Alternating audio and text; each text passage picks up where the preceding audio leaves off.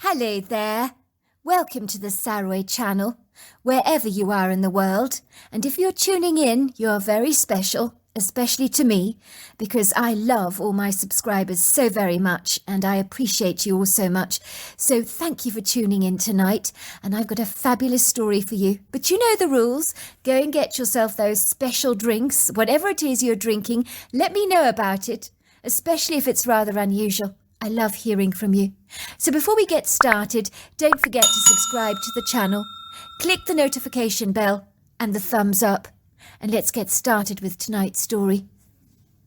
Dear Sarah, and all your lovely listeners, my mother-in-law had moved into our apartment in New York for a week or so. Me and my wife Sophia lived in the Chelsea area, which is a vibrant, artsy part of Manhattan, in the West Side, once known as the Warehouse District, and it's a pricey part of New York. Suffice to say, given the huge rental costs of living here, we were living in a smaller apartment with only one spare bedroom, as we believed living in a high-quality area was far better for us than living in a larger premises somewhere less desirable. My mother-in-law's place in Soho was being refurbished, and there was so much sawdust all over her apartment that my wife had insisted she moved in with us for a while. Go on, Mum. It'll just be for a week or so. You can't possibly stay here and breathe in all this dust. It's not good for your health. Well, dear, if you're sure, my mother-in-law had spouted, unable to disguise the abject delight in her voice about the prospect of descending on our home like a vulture prospecting a carcass in the wild, and making absolutely certain that she would get her hungry beak into all that meat. I would describe myself as the carcass in question, that she clandestinely intended to get her teeth into. My wife had piped, "What kind of a daughter would I be, Mum, if I allowed you to breathe in all this dust? You smoke already, so God only knows what this dust would do to your lungs. I dread to think. I want you around for a long time, Mum. I couldn't abide you coming down with lung cancer or something dreadful like that." Well, then don't go harping about such a foreboding subject, will you? Honestly, what are you like, Sophia, always discussing such depressingly mundane topics? There is life in the old dog yet, you know. Believe me, my wife did not know the half of it. When I returned home one evening to find my mother-in-law Cindy sitting on our blue and white fleur-de-lis sofa, smirking at me triumphantly, with that wicked, hungry glint in her eyes I knew only too well, I knew something was off, as she seemed to look rather too comfortable on that couch, as if she was settled and had no intention of going anywhere.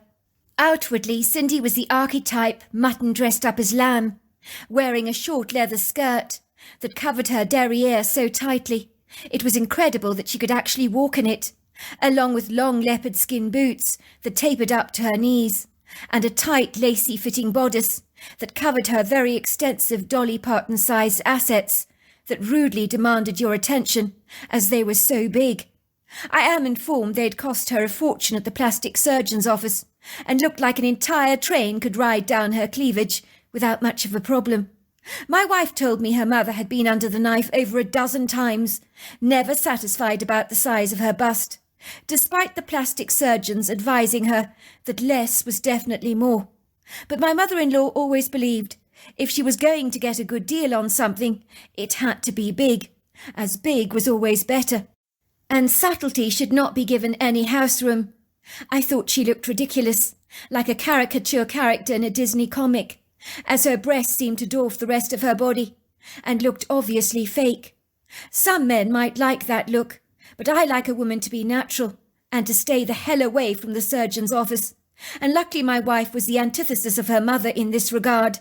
Let's just say my mother-in-law scared the heck out of me. She was a predatory woman, make no mistake about that for a minute, who clearly believed she was all that, and when frankly the reverse was actually true. As usual, her fake nails she acquired from an expensive nail salon were as long and as dangerously sharp as a vulture's talons. I had horrifying visions of those nails tearing through flesh like deadly weapons. If Cindy should ever be incarcerated and put in prison, let me tell you, those nails of hers would be confiscated from her as a serious safety threat. I don't think the smoking so excessively ever helped my wife's mother's skin, although I'm told she'd recently had a facelift, and so much lip filler that pumped up her lips so much that they were insanely large. They looked like a goldfish. I hasten to say even my wife was quite shocked by the result, but nevertheless very tactful with her mother, and said, "You know, Mum, I preferred it when your lips were more natural looking." "What are you talking about?" her mother had replied. "Plump lips are all the rage. I'm really rather thrilled with the result." I was informed by my wife that my mother-in-law was staying with us for a week, and for me a week with that obnoxious woman under my roof was almost like a lifelong prison sentence. I remember my heart sunk like a huge stone being plundered to the depths of a deep, murky lake, while my skin crawled as if thousands of tarantulas were wriggling all over me, with their spiky legs prickling my skin. My wife was not a fool. She was a highly intuitive woman who picked up my moods when I was upset or down, pleased or stressed. But never once had she ever contemplated that I had such a burning opprobrium and contempt towards her own mother. I can only ascertain that sometimes when we see something that does not please the happy narrative of our lives, we might dissociate from it, pretend it's not there, as the grim, unwelcome prospect of facing the stark reality of such an uncomfortable, sobering truth is too bleak for us to entertain. I had my suspicions that this is what my wife was doing, on a subconscious, unconscious level, if you get what I mean, without being consciously aware of it. For so long I had been surreptitiously nursing a dark secret from my wife. I was like sitting on an egg that would never be allowed to hatch, something I could never be privy to tell her about, lest it destroyed her, and it could so easily do that. And I loved my wife so much that the thought of inflicting pain on her in any way was too insufferable for words, and I just couldn't do it. The memories of Cindy's behaviour haunted me through my marriage. What my wife did not know about her mother is that when her back was turned, her mother became outrageously flirtatious towards me, in ways that were so unnatural it made my skin crawl. But it had been worse than that, if that were at all possible. One night when I'd stayed over at my mother-in-law's house, unbeknown to my wife who'd been cooking in the kitchen while I was taking a brief nap, the next thing I know is that a blindfold is put on my eyes. I hear my wife making a shh sound. Well, at the time, I thought it was my wife being saucy and adventurous, and I rather liked that. She had never put a blindfold on me before, but I was game for a good laugh. I mean, why not? Although I dare say I am probably the most boring lover on the entire planet. "What's this about, sweetheart?" I say. And the next thing I hear my mother-in-law's voice saying, "Just enjoy yourself. Come on, enjoy yourself." I get a whiff of my mother-in-law's expensive perfume that smells incredibly cheap and clings to my nose. My blood runs as cold as ice. I pull off the blindfold to discover my mother-in-law is sitting on top of me totally naked, with a huge obnoxious smirk on her face, clearly delighting in my horror. I had never been so terrified in my entire life. "What the heck?" I say, pushing my mother-in-law off me in disgust. "What the heck do you think you're bloody doing, you old bat? Get out of my room now." My heart pounds as I reflected over what had happened. My mother-in-law was trying to get intimate with me, behind her own daughter's back. And that is the most vicious, vindictive thing to do to your own daughter. I was sick to the stomach. I wanted to hurl up the contents of my stomach, while my wife thought I'd come down with some horrible kind of food poisoning. I was pondering what I should do about what had just transpired. My mother-in-law brought me in a glass of wine and whispered into my ear, "If you tell my daughter about what just happened, I'll deny every word of it." "What are you two whispering about?" my wife had chuckled. "I'm telling your husband how much you'd like a Boston Terrier for your birthday," she tells her daughter effusively, throwing her arms in the air like an oscillating octopus that is spilling out ribbons of black ink. My wife chuckles. "Oh, Mum, really, he knows about that already. Like I haven't just told him 1,000,000,000 times to get me a dog. But he says our apartment is far too small." "Well, I'm sure, sweetheart, that your husband will let you have a Boston Terrier, won't he? I mean, he doesn't want to upset his mother-in-law, does he?" she says, giving me a warning wink. I want my daughter to have a Boston Terrier. What do you say, Hugh? It sounds like a good idea, I say, knowing that my mother-in-law will stop at nothing to get her way. Oh, really, says my wife, cupping her hands over her mouth in delight, gasping in astonishment. But I thought... I've changed my mind. If you really want a dog, and you promise to walk it daily, there's no reason why we can't get one. You won't regret this, says my wife, giving me a huge bear hug. Mr. Peters at number 35, he's got a Boston Terrier, and he says the dog has changed his life. Everyone in the apartment block has dogs or cats. I promise you, our apartment isn't too small if you take the dog out every day. Suffice to say, we did get a Boston Terrier, whom we called Wiggles, as the dog was such a wiggler that it seemed to be the right name for him. He was one of the best things that happened in our lives, such a little character, and I was pleasantly surprised to discover that regular walks at the park were enough to keep Wiggles very happy indeed. So what do you think, Hugh, of Mum being with us for a week? My wife says, sounding animated. Mum's house is far too dusty at the moment, with all those renovations going on. Oh, you should have seen her house, Hugh. Dust is everywhere. It's a complete bomb site. So I persuaded her to move in with us for a few days. Isn't that brilliant? We can have pizza and popcorn, watch movies together. It's going to be such a blast. Both women are sitting on the couch, with glasses of wine in their hands, and Wiggles lying fast asleep at my wife's feet, on the Persian carpet. For a moment, I say absolutely nothing. I'm so bemused, so horrified, so appalled. It's like the most dreadful nightmare has wafted into my house like a dense, acrid smoke that steals all the oxygen and the air you breathe. I have no way of controlling the status quo, as not even a fumigation expert would be able to evacuate the likes of Cindy from my home. For this woman is like a hardened rodent that is resolutely determined to stay put, and it would take more than a bulldozer with a hefty horsepower to spit her out of our place. The thought of Cindy staying in our house with us has turned the contents of my stomach into jello. I smile awkwardly, but my smile does not meet the eyes. Of course she can stay here. She's very welcome, I say to my wife gingerly. You're very welcome, Cindy. I mean, what else can I say? But I feel my body almost reacting, with a fight and flight response, as every part of me wants to get the hell out of this apartment and run to the nearest bar to drown my sorrows in a plethora of hard booze. And I'm not even a drinker, but medicating my current angst seems like a jolly good idea to me. How the hell am I going to cope with that woman living under my roof for several nights? I don't even like her, and knowing what she's capable of almost makes me nervously break out in hives.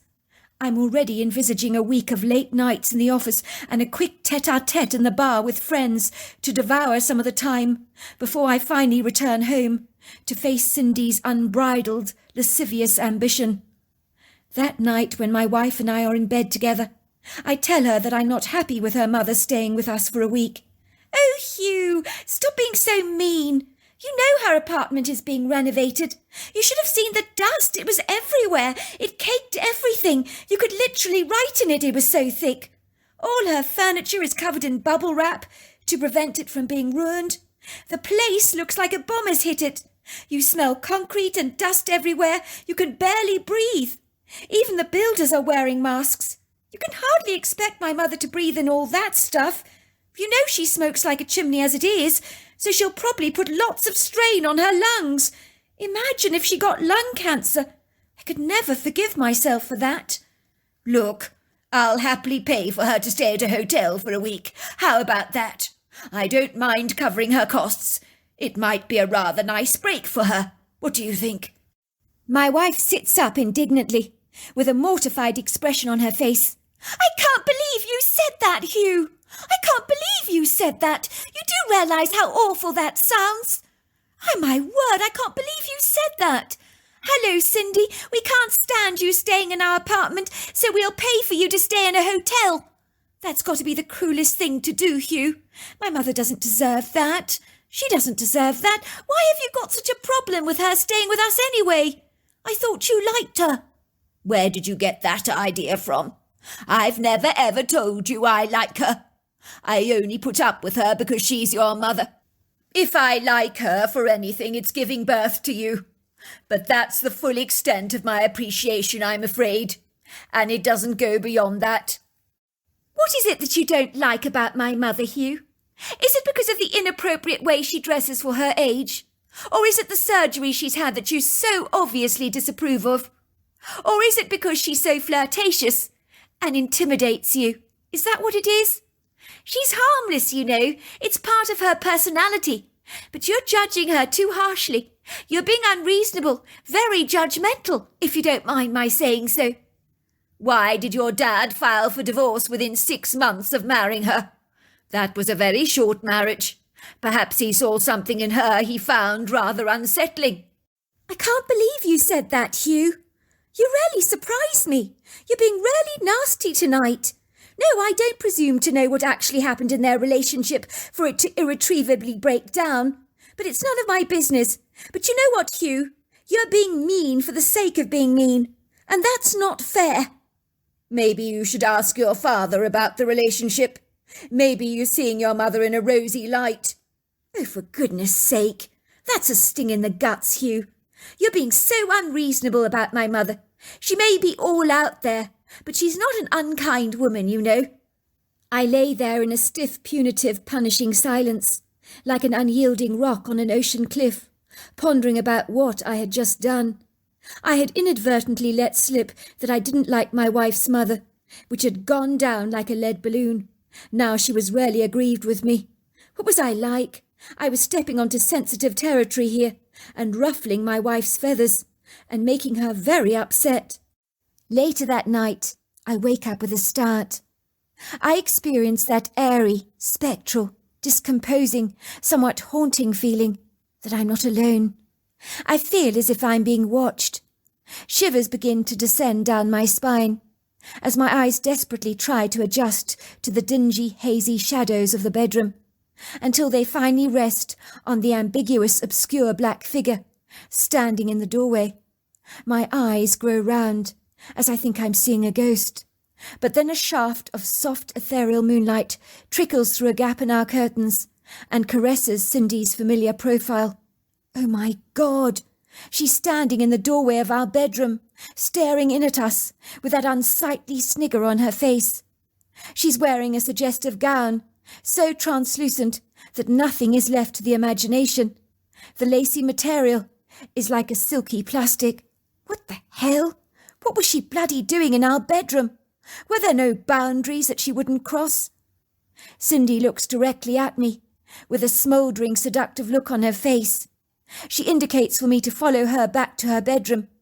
I imagine to engage in a little hanky-panky behind my wife's back. Who does she think I am? Some kind of a Casanova? She holds my gaze for a long moment, and then walks away, gyrating her hips provocatively. She glances over at me briefly, with a pronounced, sexy pout. I don't mind admitting I was literally trembling in my boots. I felt as if me and my wife's privacy had been hijacked. I could sense Cindy was up to some of her ridiculous games again. I knew she was about to pull another one of her stunts on me. She was like a cat toying with a mouse, getting her kicks out of tormenting the poor thing. And the mouse in this picture that I'm painting is me. When I told my wife about her mother's random visit to our bedroom during the night, she merely laughed at me and said that her mother sleepwalked from time to time. But I wasn't buying any of it. No, I wasn't fooled. I'd seen the way that woman had looked at me, and that was a look I was not going to forget in a hurry. She was like a succubus, but a living one. For the first 3 days I barely slept a wink in my apartment. I would return late from work with a plethora of excuses about business meetings I had to attend to, or bumping suddenly into an old friend that I hadn't seen in a decade and having drinks with him at the bar. I am not a liar at the best of times, so making these excuses did not flow easily off my tongue. I could see the disappointed, aggrieved look on my wife's face as she piped, "Where have you been, Hugh? We had such a nice dinner planned tonight. I made your favourite beef hot pot with dumplings." "I'm sorry, sweetheart. I got waylaid." I could tell my wife was not buying my excuses. Her indignant, hurt blue eyes gave me a hostile glare, while my mother-in-law put an arm around me and ushered me to the sofa. "Now, why don't you enjoy a glass of wine with us, Hugh? You've had such a long day. You should put your feet up," she purred. The woman would put on a performance of her life, pretending to be the doting, adoring mother-in-law. But I felt like a mouse being toyed with by the cat, who had not decided to eat me yet, but let's just say it was well on the cards. I so wanted to tell my wife what was going on, but I just couldn't. How could I tell her that? It would cause her so much pain to think of her mother betraying her behind her back. I knew that this was an iniquitous, treacherous secret that I could never share with her. Whenever my wife was not looking, if my mother-in-law got the chance, she would touch me inappropriately, with sweeping brushes of her hands, or a swift pinch on my derriere. Sometimes she'd give me a naughty wink from far away. That woman knew exactly what she was doing, and the worst part of it all was she was loving every minute of getting me worked up into a lather. In fact, I think that was part of the enjoyment for her. For 3 days I lay in bed in my house, terrified of that woman, and what she could potentially do if I didn't watch my back. I kid you not, a bear encounter in the wild would have been easier for me than dealing with her. I never managed to get a wink of sleep. I don't recall ever being so exhausted in my entire life. Indeed, I was so fatigued I could have slept for a month without stopping. The truth was, after I'd seen my mother-in-law faking a sleepwalking attempt, I knew that that woman had no boundaries whatsoever, and I needed to watch her like a hawk. The following evening my wife insisted that I come home early. She was planning a great meal, and we were going to watch a movie together, all 3 of us, eating popcorn and ice cream. "I'm tired of your excuses, Hugh. All week you've been avoiding coming home early, like the plague. I don't buy it. Not for a single minute. It's incredibly rude for you to be so inhospitable, so aloof, so standoffish to my poor mother, while she's a guest under our roof. How do you think that makes her feel? The least you can do is to spend some quality time with us. I don't want my poor mother to feel you're deliberately avoiding her like this. She was saying to me only yesterday she feels you don't want her here, as you're never home. She seemed terribly upset. I told her she was so wrong, and that you loved having her here as much as I do, but I could tell she looked very doubtful about that. So you better not let me down tonight. I'm relying on you." I was lost for words. I tried to say something, but I couldn't. The only words that finally did manage to tumble out of my mouth were, "Rightio, I'll see what I can do." "Good, you better. Be home by 6. I have to say, when I climbed out of my truck that night to go back to the apartment, the thought of my mother-in-law leering at me shamelessly through her dark eyes terrified me. So I went to a movie theatre, had a bite to eat, and returned to the apartment at 10 o'clock at night. I had, of course, sent my wife an SMS to tell her I'd be back late, and had received some less than enamoured replies. "Typical! You've let me down again! I'm so disappointed! What must my mother think?" "Oh, there you are, Hugh," says my mother-in-law, tottering over to me in her long silky nightdress. "You've been gone for so long. You missed out on the most marvellous meal. Sophia made your absolute favourite, sticky spare ribs. They were so delicious. We watched the scariest movie on television. Look at me. I'm still trembling. It was scary, wasn't it, dear?" "That it was," says my wife. She's standing yards away from her mother, and if looks could kill, she's wearing that look, glaring at me furiously. I don't blame her for being as mad as a hatter, but if she only knew the half of it. I feel like a prize jerk, I really do, and I hate letting my wife down. The only warm welcome I receive is from little Wiggles, who's jumping around my legs enthusiastically, as if seeing me is the highlight of his day. My eyes light up in seeing our affectionate dog, and I bend down on my knees and cuddle him. "How's it, boy? How are you?" I say, rubbing my hands across his body and scratching the area under his chin. My ebullient dog bounds around me, helping to remove the hostile tension in the house as everybody laughs at his cuteness, as he runs off to get his cuddly toy, which he drops at my feet. "Well, I'm glad someone is at least pleased to see you," says my wife sarcastically, "because I'm certainly not. she says, turning around at a sharp angle, like an angry car making a U-turn in a parking lot. I'm going to the kitchen now, to wash up the dishes, she says, stomping off. She moves like an angry gust of wind through the house, and I hear her deliberately clanging the dishes extra loud in the kitchen sink to convey her level of indignation, like the short, sharp shocks of violent speed and pounding rhythms that you hear in a minor musical key, that fully express a furious anger in orchestral music.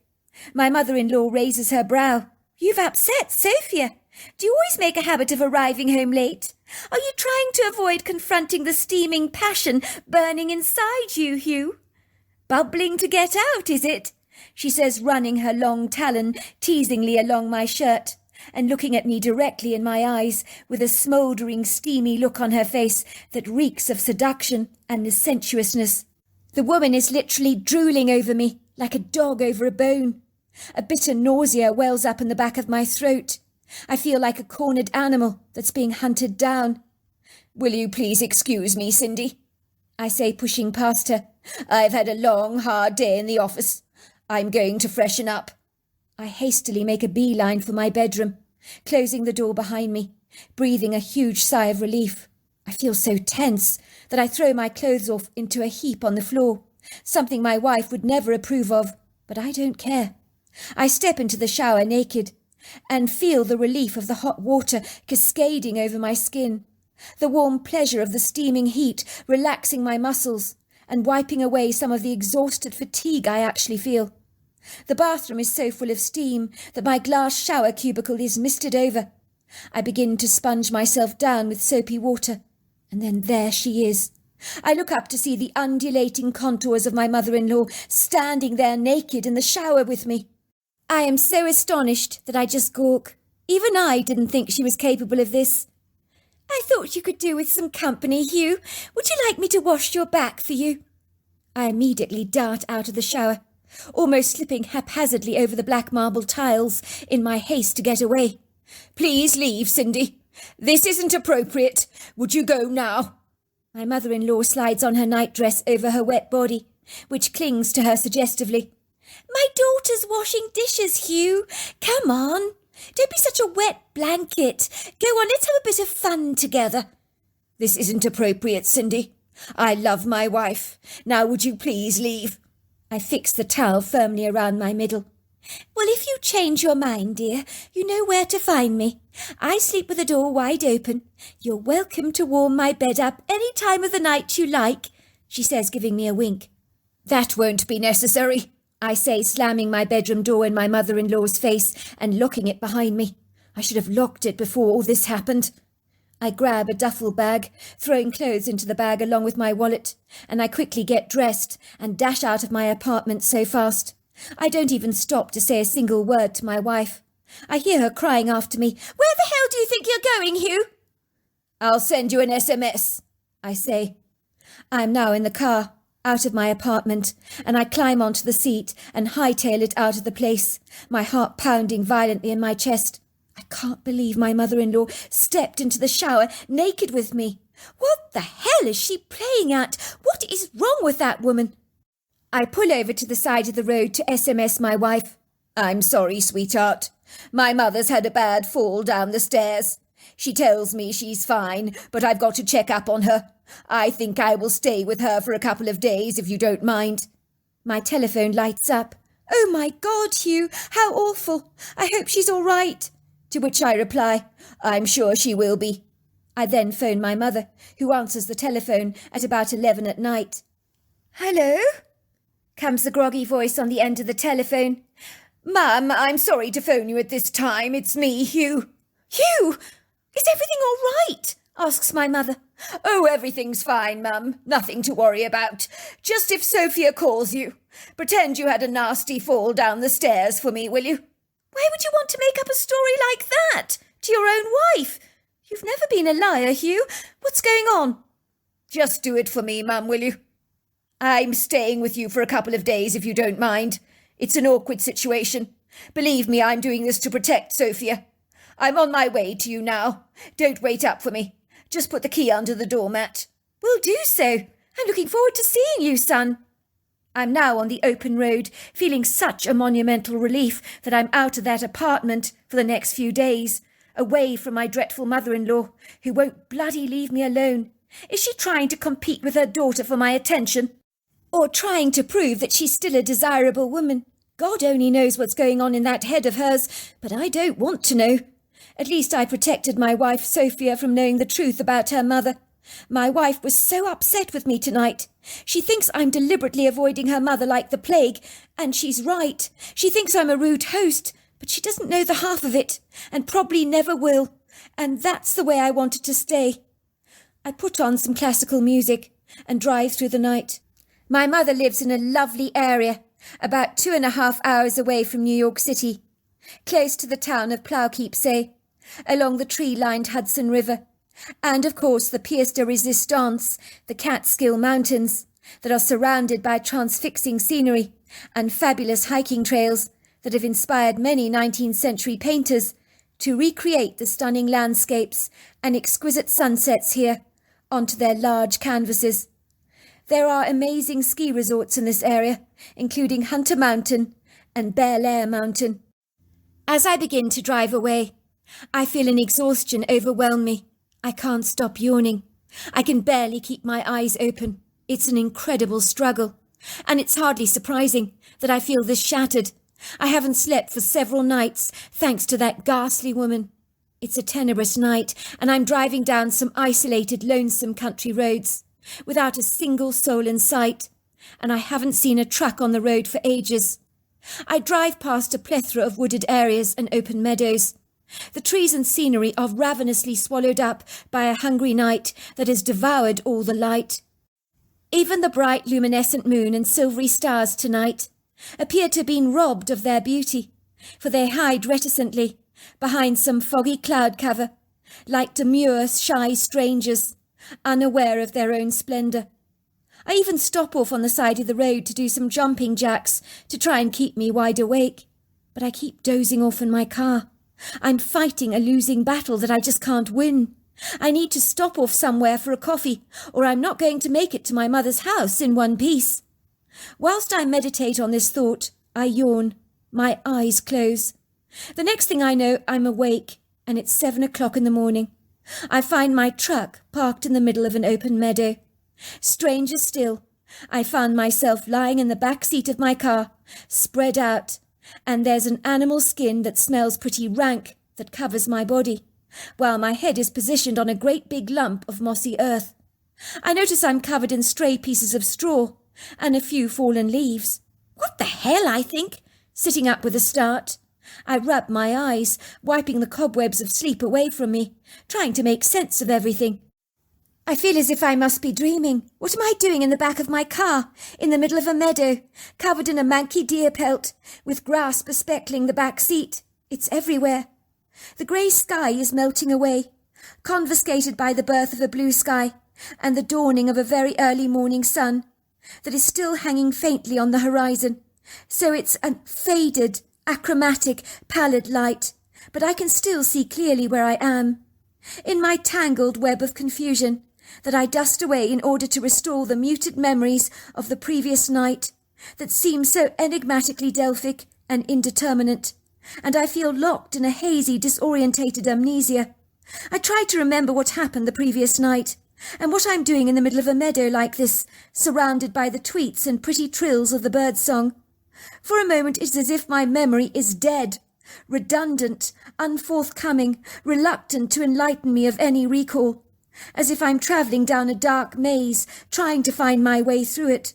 Then very suddenly an image of my mother-in-law in the shower with me comes charging rudely into my mind, like a capricious rhinoceros determined to be seen.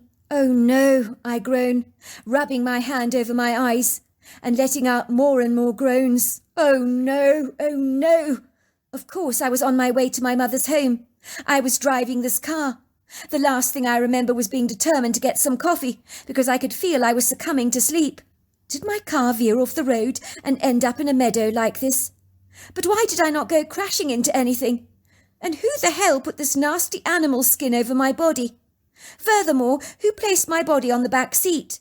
I have no recollection of climbing over to the back seat to take a kip. I'm so confused, I can't make sense of these enigmatic, mysterious events that are steeped and veiled in a mystery so bizarre that the outlandish flavour of what has happened to me seems more outer-worldly than natural. I reluctantly climb out of my truck to examine the damage, if there is any, of course.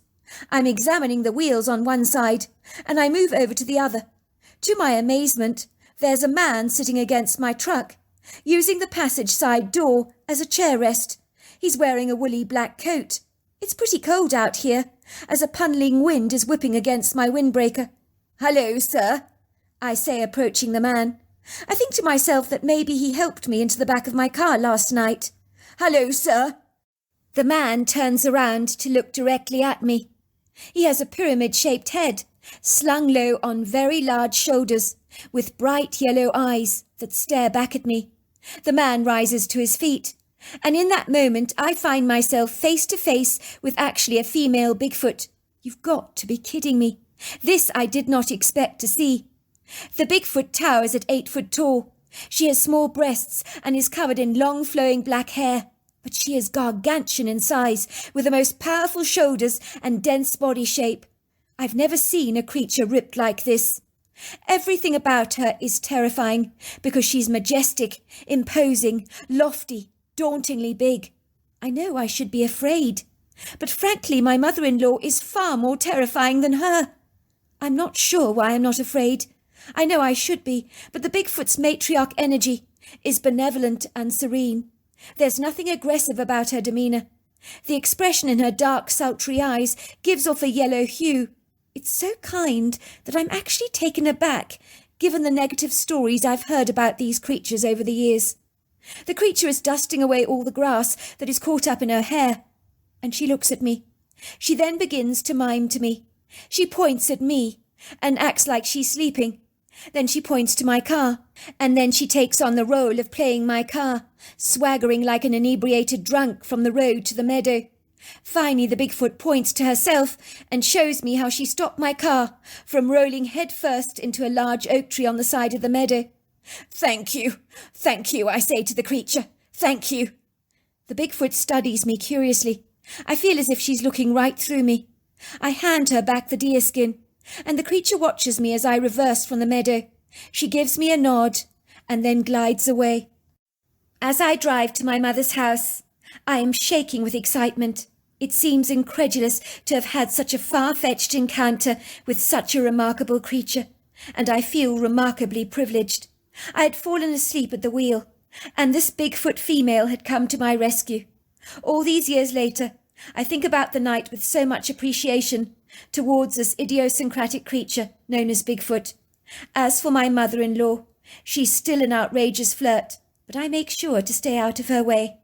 Let's just say, some secrets are best not shared. So there you are. That's my story. Wow, what an incredible story.